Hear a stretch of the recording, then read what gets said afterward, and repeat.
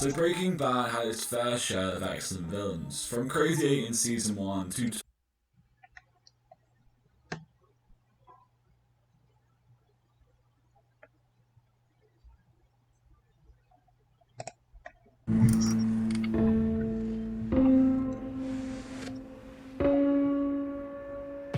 Gilligan pitched Breaking Bad as a show about change. Chemistry is the study of...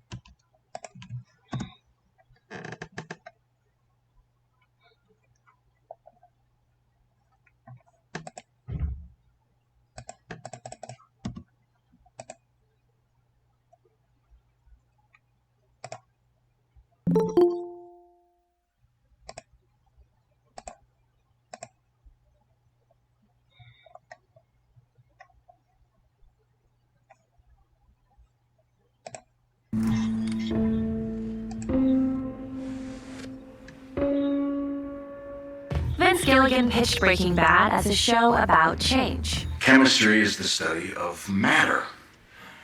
But I prefer to see it as the study of change. He promised studios he would turn Mr. Chips into Scarface. Based on that, it sounds like Walter's change was from good to bad. But let's look at the first time Walter is violent in the very first episode.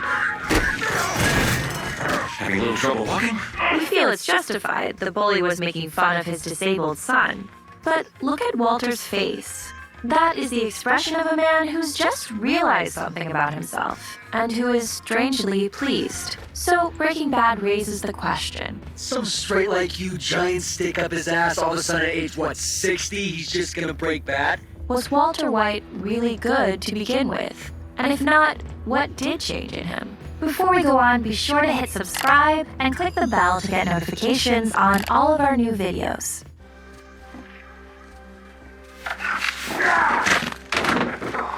In the pilot, we meet a man plagued by humiliations, small and large. One underwhelming job, another job that's even worse, veggie bacon on his birthday. This smells like Band-Aids. Walt doesn't seem to be a bad man, but he is a bit of a pushover. He lets his brother-in-law make fun of him. You gonna man up or you gonna puss out?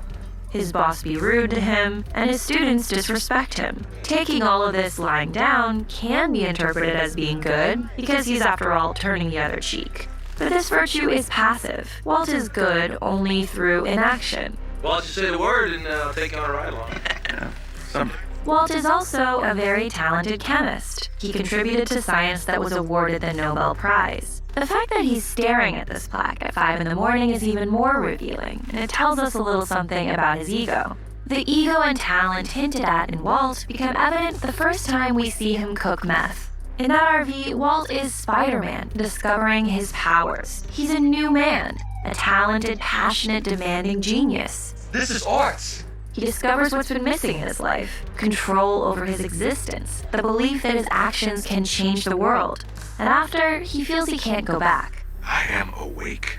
Walt is hooked on his new sense of agency. If before he couldn't stand up for himself, now he can't stand down. Which brings us back to Walt's face after that first fight. You can almost see him thinking, hey, finally I'm having an impact on the world. I matter. Walter didn't change from good to bad exactly. He went from inaction to action. Get out in the real world, and you kick that bastard as hard as you can, right in the teeth. Letting Heisenberg out feels good, because Walt finally got to say, I am the danger. As he enters the drug trade, Walt himself becomes addicted, not to drugs, but to having power. I won.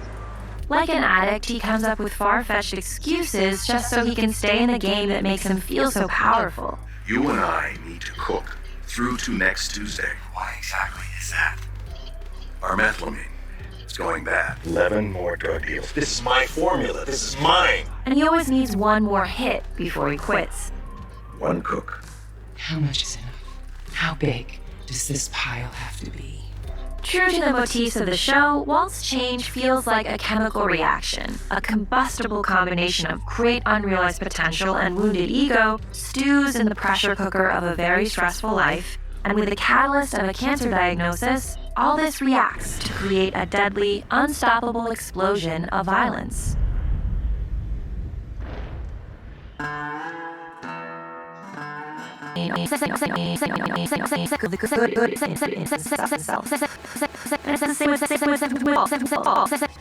Certain repercussions to